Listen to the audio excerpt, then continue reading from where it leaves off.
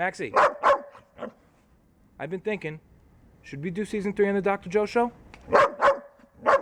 You sure? You sure it's a good idea?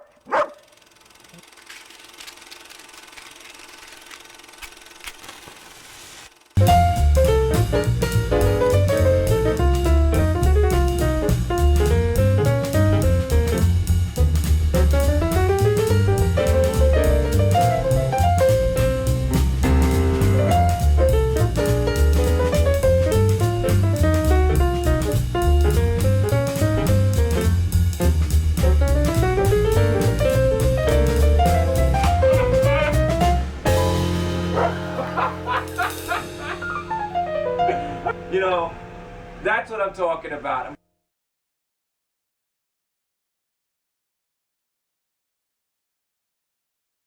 All right, Entretiempos. Very nice. So let's see what we got here. Viewer emails. Frankie Ansperger. Joe, just wanted to drop in and say I thoroughly enjoy your videos. Perfect to sit along and watch with a cigar. You turned me on to Finest Cuban Cigars. I began to dabble with Habanos. I work at a B&M upstate and wanted to explore CCs as a change of pace. Thanks again for your knowledge and look forward to more videos. You're welcome. You're welcome. You're very, very welcome. All right. So, that's that. Let's see. I had to remove the band. We're getting down there. But we have a nice little chunk left for some more comments. Our second third, the cigar deepened up a bit, you know, same basic flavors as the beginning, but a little deeper. No bitterness though, nothing like that, and I'm really not sensing any grassiness to this cigar, or any signs of youth really, which I expected.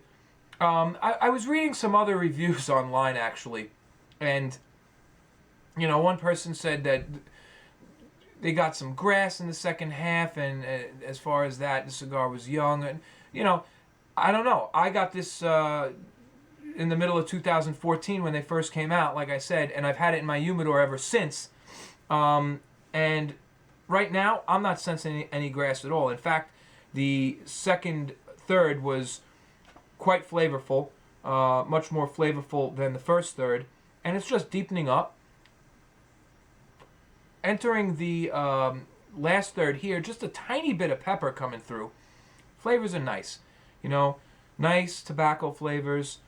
The hay from the beginning turned into much more of a weedy flavor. It's not really a woody cigar. I would say it's more earthy, but light earth. No bitter flavors, no leather flavors, no sweet flavors, nothing like that. Just an all-around decent, basic cigar, basic Cuban cigar. And it's nice. You know, I was reading one review guy online, and he has some pretty good reviews, but he puts at the end of his review, score for the cigar. Let's say it's 80. I don't know what he put. I don't remember. Let's say it's 80. And then under that, he has, with age, 90. What? He's judging what the cigar is going to be like when it gets some age on it. Like, this cigar is an 80, but you know, with 2 years it'll be a 90. Yeah, well, maybe, but you can't give it a 90 rating for when it's 2 years older. And shit, it may go down to a fucking 70. Who knows? I don't know, man. I found that kind of funny. No offense at all. I didn't mention your site. So if you come here and start complaining, you did it to yourself. I didn't mention who you are. People have done that before. So, let's see. Let's get into some much nicer stuff here. Let's lighten up the mood a little. Blah, blah, blah, blah, blah. MMA Barbie. What do we have here? Try a buka lighter. It's the best tabletop torch, cigar, and hookah coal lighter around. Sold on Amazon and eBay under $20. Check it out. And a link. What? First of all, we don't smoke hookahs here. Okay? Don't get me started on the whole hookah thing. The fact that there are hookah bars all around my fucking area, and these people can blow smoke in every fucking direction known to man, and I can't even fucking smoke a cigar anywhere. You know, fuck hookahs. Fuck them. Fuck everybody and their fucking hookahs, okay? Second of all, don't advertise on my fucking show.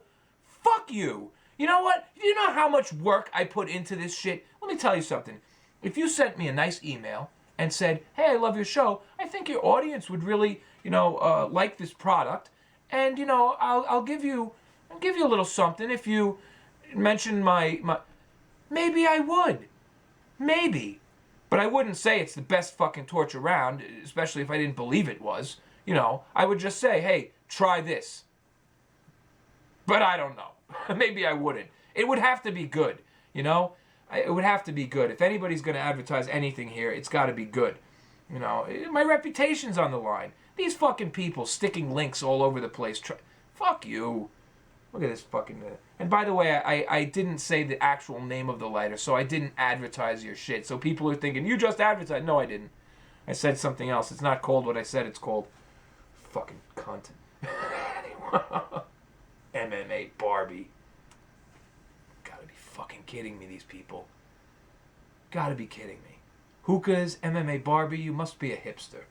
Must be a hipster. Vortigan 07, 6 days ago. Well, Joe, you called it damn right on the Padron 50th. That humidor is beyond description, and I can only imagine what the cigars must be like. I don't think I'll be finding out, though. Expensive. Yeah, last year at some point I said it was very strange that, I said it might seem strange that Padron, they have their 44, 45, 46, and then the 85th, and then all of a sudden nothing. Nothing for that year, except some new Vitola, but nothing for the Family Reserve. And I said that, their 50th is coming up, and obviously they've got to be cooking something up. And there it was, that big fucking humidor with all those fucking 10-year aged cigars. Wow, man. Got to get my hands on one of those. I love Padron. I really do. God bless him. God bless Jose Padron. What a gentleman. Rene DiCola, 2 weeks ago. I really think you're bang on about Cuban tobacco, Joe. I've tried a lot of other cigars from countries around the same geographical location and must say that Cuban tobacco is just hands down better. Taste, smell, etc. Brian Glenn of Cigar Obsession begs to differ, but I don't. Keep up the good and interesting reviews. Well, I don't know why you said that, because you're not going to get me on a rant about Brian Glenn. I don't know the guy personally. I'm surprised we haven't met yet, or at least, just said hello. But I got to get to that. Look, I don't care what he thinks. Fuck what Brian Glenn thinks. No, I don't mean that in a bad way. I mean, hey, he's entitled to his opinion, and I'm entitled to mine. And mine really is Cuban tobacco better? Well, here's what I really think. I think certain cigars are better than other cigars. Depending on a whole bunch of factors. What is the ultimate cigar? What is my... I don't know. Box of 1965 La Gloria Cubana Glorious, maybe?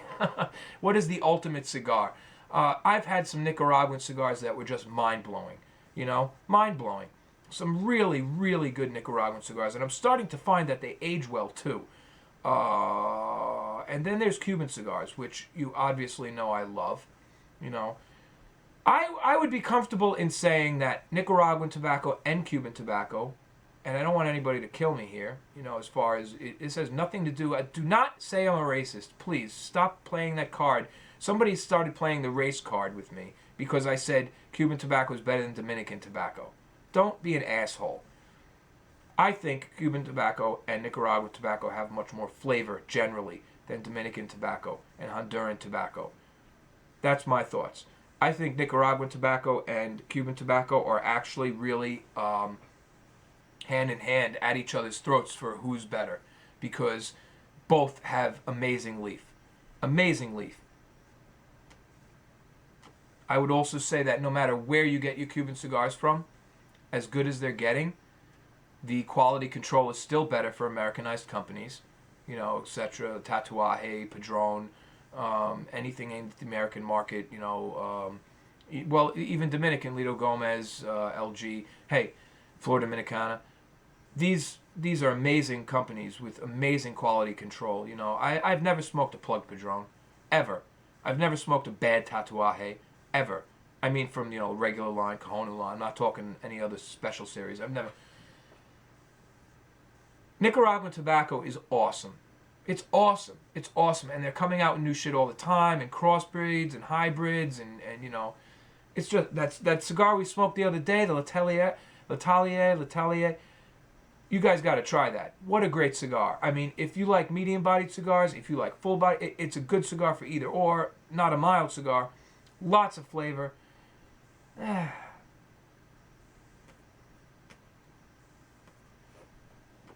I think that when you get a really good Cuban cigar, it's hard to top it. However, sometimes you can search for a while to find a really good Cuban cigar, you know? I love them both. I love them both. I really love them both equally. I smoke them equally, you know? I smoke tons of Nicaraguan cigars and tons of Cuban cigars, and, you know, it's always back and forth with me. So, you know, I like the fact that you think I'm bang on about Cuban tobacco, you know, as far as what I think about it, but, I mean, I don't know. Which is better, you know? I'm kind of tired. I like looking at it from a cigar to cigar perspective rather than an entire region versus an entire region, you know? Anyway, let's move on a little bit. Morton Sundal, LOL. If everybody decides to leave their cigars all at once, there's probably a problem in the room. Yeah, you're going to... I hope maybe I'll have a famous quote one day. That was a quote I said when talking about the Pacific Cigar Company ashtray and how it can hold 4 cigars but not really so comfortably all at once. But then I said, yeah, but if everybody leaves all their cigars in the ashtray all at once, there's probably a problem in the room. Well, thanks. I'm glad you found that humorous. Just discovered this channel, have watched numerous hours, love your style, bloody well done with the reviews, talking for an hour and a half around one cigar brand, and still have me looking at what to see next. Brilliant. That is an ego blast. Thank you very much, Morton Sundal. Brilliant. Well, hey, let me tell you something. It is not easy to create episodes this long and have 2,000 viewers and people watching the entire fucking thing, you know, and saying more and asking for more with doing around one cigar at a time, you know. It's not easy. It's not easy. You know, I don't know. It comes to me kind of naturally. But it is a lot of work. Thank you, though. Kirk Bushel. Mate, love your reviews. Just so much information. Honestly, though, I prefer reading a well-thought-out written piece with the information you have handy. It'd be like reading a historical novel with interjected commentary on the cigar itself. Your style, I think, is excellent for writing, if you have the time. Actually, I'm a very good writer. I really am. I'm not going to be, you know, I'm not being an asshole. I'm not being, you know, what would I even call it, you know, arrogant or, you know, self-appreciating, but I've been told I'm a very good writer, and I've written very long papers in college, and my thesis was over 100 pages on the theory of quantum computing and its possible implications on modern society. So, yeah, I write, and I get nothing for it, obviously, but I do save all my work, and maybe one day there will be a Dr. Joe Show book or something of the likes, but I'm glad you like that. Oh. He goes on, this is quite possibly one of the best reviews I've seen of any cigar. Well, I'm glad you like the reviews. I really am. Samurai Fingers. The best way to fight the counterfeit trade is to only buy from authorized official stores or duty-free when leaving Cuba. Seems simple enough to me. Yeah. Life ain't that simple, Fingers. Especially for us over here in America.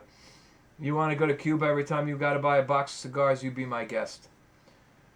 Steven Sanchez. You know, we covered that shit already. Come on already. Please. People telling me. Yeah, you won't get fakes if you buy them in Cuba. Steven Sanchez. Dude, this series of videos was not only very educational, but entertaining as well. You even had my fiance cracking up. Hey, I'm making the women laugh. Excellent. Thanks for dedicating the time to create these videos and sharing your knowledge. My fiance got me my first humidor the other day for my birthday, and I am stoked to join the Brotherhood of Cigar Smoking. Thanks again.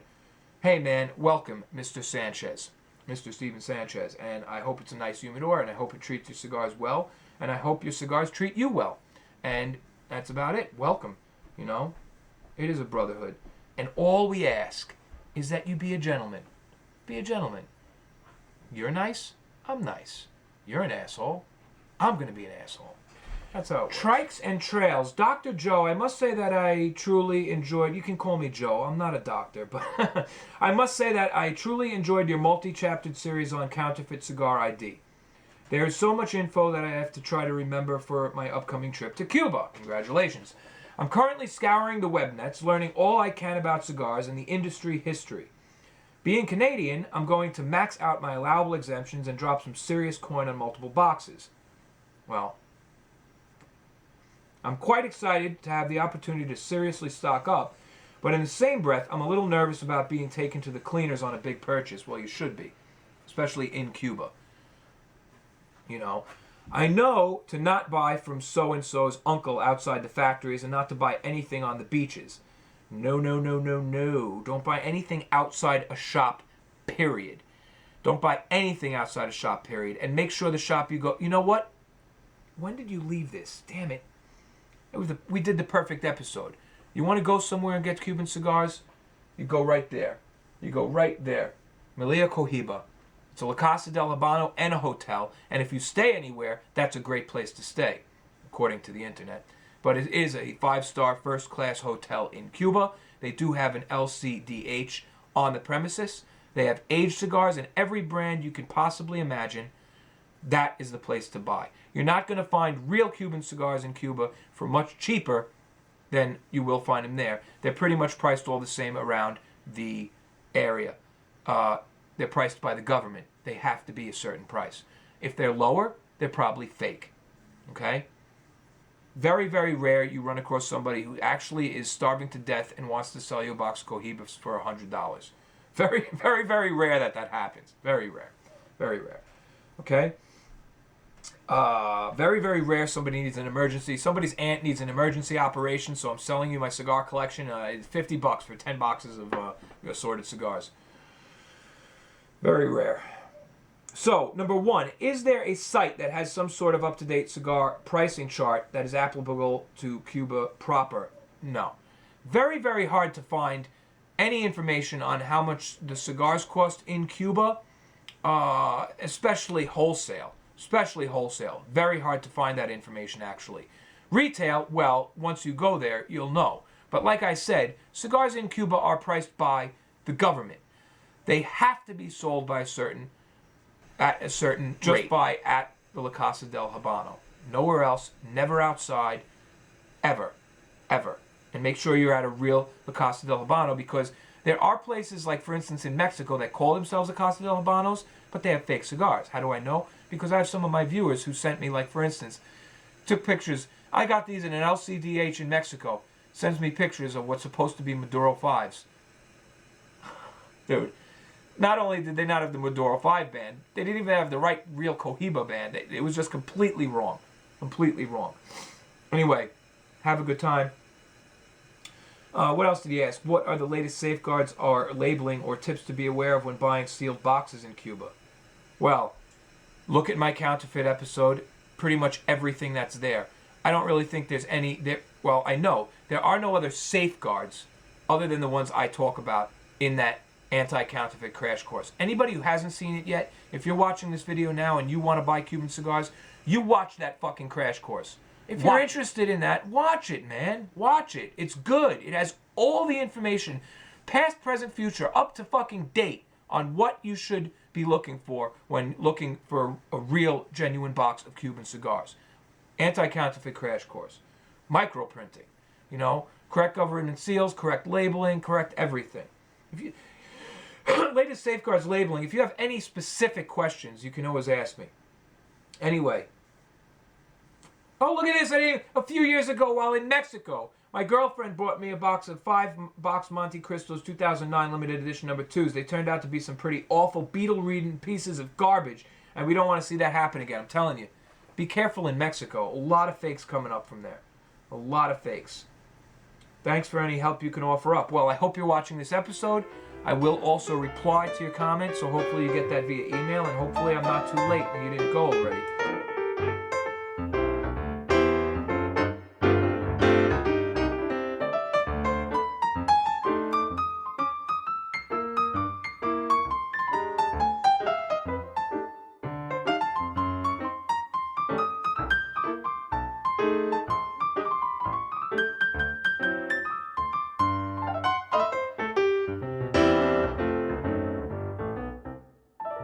Say goodnight, Max.